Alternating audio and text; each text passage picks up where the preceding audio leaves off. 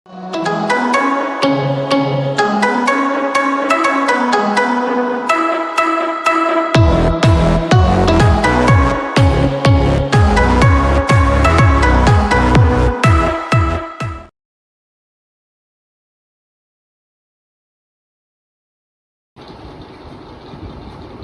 बच्चों, कैसे हो? उम्मीद है आप सब स्वस्थ होंगे, मस्त होंगे और अपनी पढ़ाई कर रहे होंगे। आज हम हिंदी का 5वां लेसन जूलिया पढ़ने वाले हैं, जिसके लेखक हैं अंतोन चेखव। ये जो पाठ है हमारा, यह एक एकांकी है। अभी एकांकी क्या होती है? एकांकी का अर्थ होता है एक अंक वाली कथा। यह संवाद के रूप में होती है। ये जो पाठ है, यह एक गवर्नेंस की मार्मिक पीड़ा, विवशता और उस पर होने वाले शोषण का वर्णन करता है। साथ ही साथ इस एकांकी में लेखक ने समाज के उन लोगों पर कुठाराघात किया है जो दब्बू और कायर स्वभाव के होते हैं। उनके ऊपर कोई अत्याचार कर रहा है, उनके ऊपर अन्याय हो रहा है और वे अपने दब्बू स्वभाव की वजह से उस अन्याय का विरोध नहीं कर पाते हैं।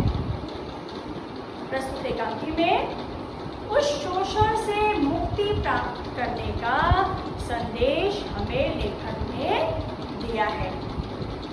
कथा एकांकी एक गवर्नेंस की है, जिसका नाम है जूलिया।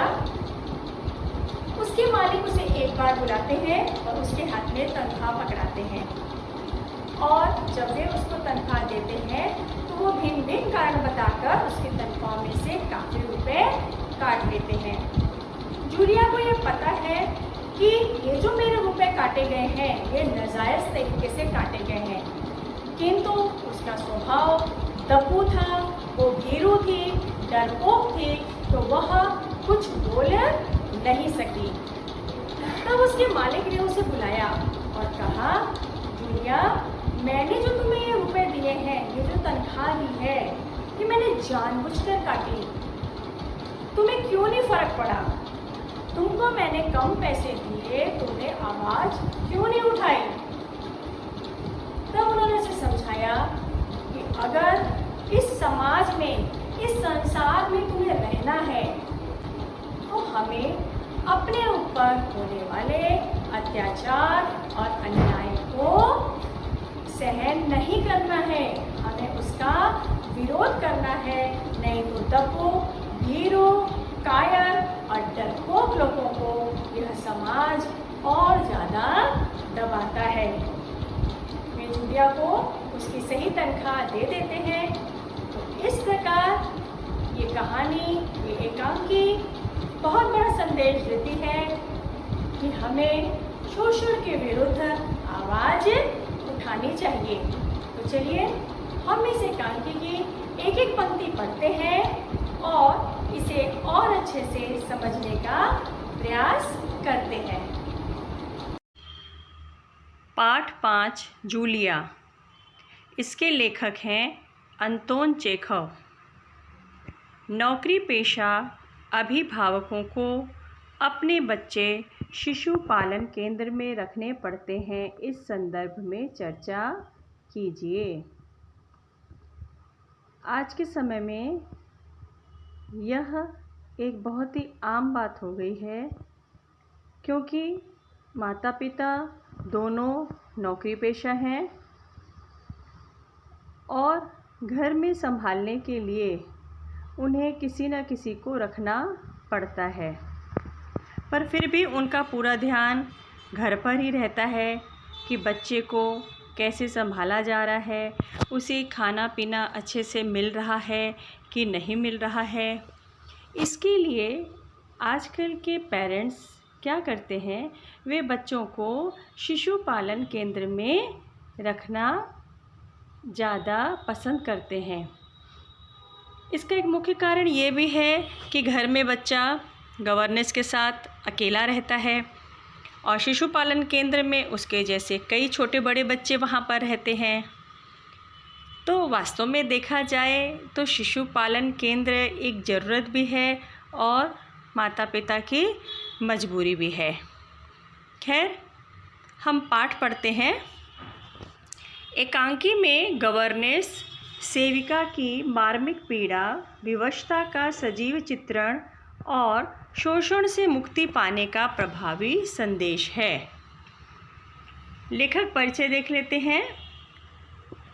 महान रूसी साहित्यकार अंतोन चेखव प्रसिद्ध कथाकार और नाटककार थे। उनकी कहानियों में सामाजिक कुरीतियों का व्यंग्यात्मक चित्रण किया गया है। इनकी प्रमुख कृतियाँ a dreary story, the wife, Anna on neck, a bad business, the bird market, old age, Grisha आदि, इवानोव, द चेरी ऑर्चर्ड आदि नाटक ये प्रमुख हैं। गद्य संबंधी ये जो जूलिया पाठ है यह एकांकी है। एकांकी किसे कहते हैं? एकांकी इसका आकार छोटा होने के कारण इसमें एक ही कथा होती है। इसकी कथा व संवाद आदि से अंत तक रोचक और आकर्षक होते हैं। प्रस्तुत एकांकी में रचनाकार ने दब्बूपन को त्याग कर अपने अधिकार न्याय के लिए सजग रहने हेतु प्रेरित किया है। तो चलिए पाठ की पंक्तियाँ पढ़ते हैं। बच्चों की गवर्नेंस जूलिया वॉल्सीदेवना आती है। जूलिया दबे स्वर में, आपने मुझे बुलाया था मालिक। गृहस्वामी, हाँ हाँ बैठ जाओ जूलिया, खड़ी मत रहो। जूलिया बैठती है और शुक्रिया कहती है। गृहस्वामी कहते हैं, जूलिया मैं तुम्हारी तनख्वाह का हिसाब करना चाहता हूँ। मेरे ख्याल से तुम्हें पैसों की ज़रूरत होगी और जितना मैं तुम्हें जान सकता हूँ मुझे लगता है कि तुम अपने आप पैसे भी नहीं मांगोगी, इसलिए मैं खुद ही तुम्हें पैसे देना चाहता हूँ। हाँ, तो तुम्हारी तनख्वाह 30 रूबल महीना तय हुई थी ना? ये हमारी एकांकी की शुरुआत हुई है कि जिनके घर में जूलिया काम करती थी उन्होंने उसे तनख्वाह देने के लिए अपने पास बुलाया और उसको उन्होंने कहा कि यदि मैं तुम्हें तनख्वाह लेने के लिए नहीं बुलाऊंगा तो मुझे पता है कि तुम तो अपने मुँह से मुझसे अपनी तनख्वाह भी नहीं मांगोगी। जूलिया थोड़े विनीत स्वर में बोलती है, जी नहीं मालिक, 40 रूबल। तो गृहस्वामी बोलते हैं, नहीं भाई 30। ये देखो डायरी। पन्ने पलटते हुए मैंने इसमें नोट करके रखा है। मैं बच्चों की देखभाल और उन्हें पढ़ाने वाली हर गवर्नेंस को 30 रूबल महीना ही देता हूँ। तुमसे पहले जो गवर्नेंस थी उसे भी मैं 30 रूबल ही देता था। अच्छा, तो तुम्हें हमारे यहाँ काम करते हुए 2 महीने हुए हैं ना? फिर जूलिया बोलती है, जी नहीं, 2 महीने 5 दिन। गृहस्वामी बोलते, क्या कह रही हो जूलिया? ठीक 2 महीने हुए हैं भाई, मैंने डायरी में सब नोट करके रखा है। हाँ, तो 2 महीने के बनते हैं 60 रूबल। लेकिन 60 रूबल तभी बनते हैं जब महीने में तुमने एक भी छुट्टी ना ली हो। रूबल किसे कहते हैं? जो वहाँ की करेंसी है। जैसे हमारे यहाँ रुपया है, वहाँ पर क्या है? रूबल है। तुमने इतवार को छुट्टी मनाई है, उस दिन तुमने कोई काम नहीं किया, सिर्फ कोल्या को घुमाने ले गई हो। और ये तो तुम भी मानोगी कि बच्चे को घुमाने के लिए ले जाना कोई काम नहीं होता। इसके अलावा तुमने 3 छुट्टियाँ और ली हैं, ठीक है ना? जूलिया दबे स्वर में, जी आप कह रहे हैं तो ठीक है। गृहस्वामी, अरे भाई मैं क्या गलत कह रहा हूँ? हाँ, तो 9 इतवार और 3 छुट्टियाँ यानी 12 दिन तुमने काम नहीं किया, यानी तुम्हारे 12 रूबल कट गए। उधर कोल्या 4 दिन बीमार रहा और तुमने वान्या को ही पढ़ाया। पिछले हफ्ते शायद 3 दिन दांतों में दर्द रहा था और मेरी पत्नी ने तुम्हें दोपहर बाद छुट्टी दे दी थी। तो 12 और 7 19। 19 नागे। हाँ तो भाई घटाओ 60 में से 19, कितने रहते हैं? 41 रूबल। ठीक है। जूलिया रुआंसी हो जाती है, रोते स्वर में बोलती है जी हाँ। फिर गिरस्वामी ने डायरी के पन्ने पलटते हुए कहा, हाँ याद आया, 1 जनवरी को तुमने चाय की प्लेट और प्याली तोड़ी थी।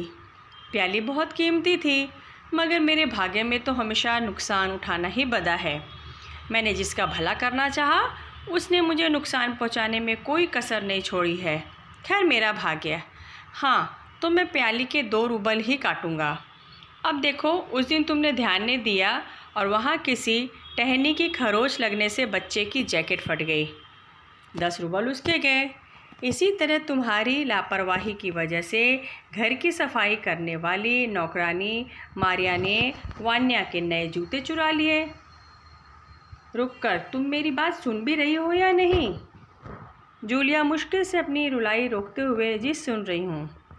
इस प्रकार हम देख रहे हैं कि गृहस्वामी जूलिया के द्वारा जो कार्य किए गए थे उसे एक एक करके गिनाने लगा और उसकी तनख्वाह में से पैसे काटते जा रहा है। गृहस्वामी, हाँ ठीक है, अब देखो भाई, तुम्हारा काम बच्चों को पढ़ाना और उनकी देखभाल करना है, तुम्हें इसी के तो पैसे मिलते हैं। तुम अपने काम में ढील दोगी तो पैसे कटेंगे या नहीं? मैं ठीक कह रहा हूँ ना? तो जूतों के 5 रूबल और कट गए। और हाँ, 10 जनवरी को मैंने तुम्हें 10 रूबल दिए थे। जूलिया लगभग रोते हुए, जी नहीं, आपने कुछ नहीं, और वह रोते हुए आगे कुछ नहीं कह पाती है। गृहस्वामी, अरे मैं क्या झूठ बोल रहा हूँ? मैं डायरी में हर चीज़ नोट कर लेता हूँ। तुम्हें ना यकीन हो तो दिखाऊं डायरी? डायरी के पन्ने यूं ही उलटने लगता है। जूलिया आंसू पोंछते हुए कहती है, आपने कह रहे हैं तो आपने दिए ही होंगे। गृहस्वामी कड़े स्वर में, दिए होंगे नहीं, दिए हैं। ठीक है, घटाओ 27 41 में से बचे 14। क्यों, हिसाब ठीक है ना?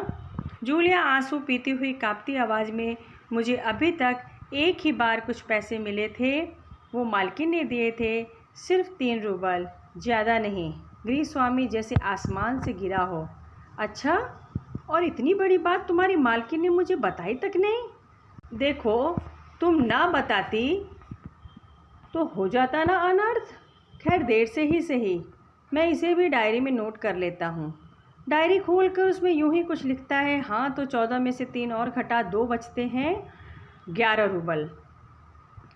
हाँ तो 14 में से 3 और घटा 2 बचते हैं 11 रूबल। देते हुए, संभाल लो, गिन लो, ठीक है ना? जूलिया कांपते हाथों से रूबल लेती है, कांपते ही स्वर में, जी धन्यवाद। गृहस्वामी अपना गुस्सा संभाल नहीं पाता और ऊंचे स्वर में लगभग चिल्लाते हुए कहता है, तुम मुझे धन्यवाद दे रही हो जूलिया, जबकि तुम अच्छी तरह जानती हो मैंने तुम्हें ठग लिया है। ठगना मतलब लूटना, बेईमानी करना। तुम्हें धोखा दिया है, तुम्हारे पैसे हड़प लिए हैं और तुम इसके बावजूद मुझे धन्यवाद दे रही हो? गृहस्वामी की आवाज़ गुस्से में कांपने लगती है। जूलिया, जी हाँ मालिक। गृहस्वामी, जी हाँ मालिक, जी हाँ मालिक। क्यों जी हाँ मालिक? जूलिया डर जाती है, भयभीत स्वर में कहती है, क्योंकि इससे पहले मैंने जहाँ जहाँ काम किया उन लोगों ने तो मुझे 1 पैसा तक नहीं दिया, अब कुछ तो दे रहे हैं। गृहस्वामी क्रोध के कारण कांपते उत्तेजित स्वर में, उन लोगों ने तुम्हें 1 पैसा तक नहीं दिया जूलिया?